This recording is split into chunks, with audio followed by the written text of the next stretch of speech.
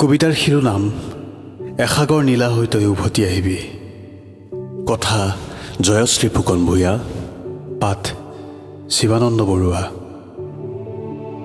এসাগৰ নীলা হৈ তই উভতি আহিবি, এজাক বৰষুণ হৈ সকলো তিয়াবি। পৃথিৱী জীপাল হ'ব, গানে পোখা মেলিব আৰু চৌদিশ সেউজীয়া হ'ব। বিহংগই পাখি মেলি নাচোন ধৰিব। জোনাকী নিশা অলেখ তৰা গণি গণি নতুন সৃষ্টি হ'ব। সাজৰ জোনটিয়েও তোলৈকে বাট চাই আছে অ', সুধিছে কেতিয়া লিখিবা মোৰ গান। হে কোলাহল, তুমি আজি নিঃশব্দ কিয়?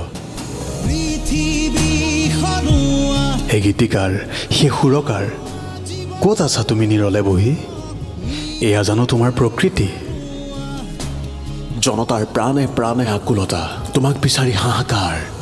আহা, নতুন সৃষ্টিৰে সুবাস পিলাই নৱজাগৰণ কৰা।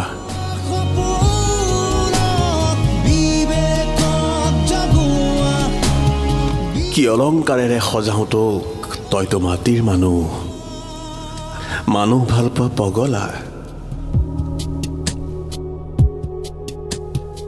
হে সতীৰ্থ প্ৰণাম, চিৰনমস্য তই, স্বপ্নদ্ৰষ্টা তই, যুগস্ৰষ্টা তই, কালজয়ী তই আৰু বহুতো।